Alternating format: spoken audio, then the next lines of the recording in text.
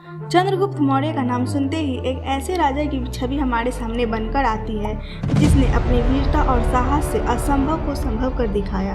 ऐसे वीर योद्धा को अपनी एक सटीक रणनीति के साथ अपने पराक्रम दिखाने की जरूरत थी।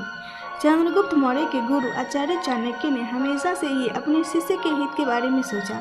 कहा जाता है कि उन्होंने चाणक्य नीति किताब में शासन करने की ऐसी कूटनीति लिखी थी जिसका पालन मौर्य राजवंश द्वारा किया जाता था।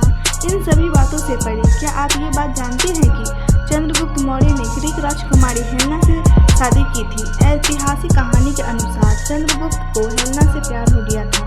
वह अपनी पहली पत्नी दुर्धरा से इजाज़त लेकर चंद्रगुप्त ने हेलेना से शादी की थी। ग्रीक के राजा सेल्यूकस को बहुत ही प्रतापी राजा माना जाता था।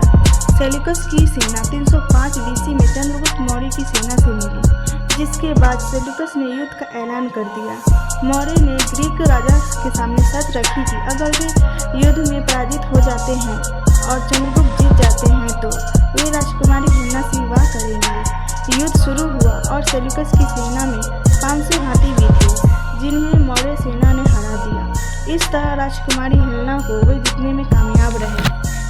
क्या आप जानते हैं राजकुमारी हेलेना चंद्रगुप्त से प्यार करती थी। ऐसा माना जाता है कि राजकुमारी हेलेना पहले ही चंद्रगुप्त को अपना दिल दे बैठी थी। राजकुमारी ने चंद्रगुप्त की वीरता के बारे में बहुत कुछ सुन रखा था।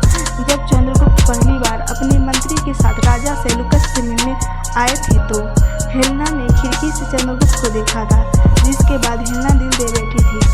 सम्राट चंद्रगुप्त को पसंद करने लगी थी। साथ ही चंद्रगुप्त ने राजकुमारी की सुंदरता के किस्से सुन रखे थे।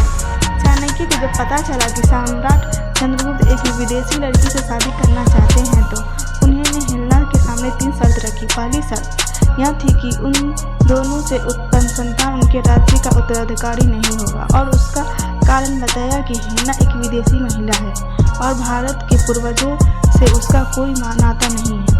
भारतीय संस्कृति को वो बिल्कुल नहीं जानती। दूसरी शर्त, वे कभी भी सम्राट अशोक के राजकाज में हस्तक्षेप नहीं करेगी। और तीसरी शर्त यह थी कि विदेशी होने के कारण वे उस पर कभी भी भरोसा नहीं किया जा सकता, क्योंकि अपने देश के लिए सभी के मन में छुपा हुआ प्रेम रहता है। इसलिए विवाह के बाद हेलेना ग्रीक देश से कोई संबंध नहीं रखेगी।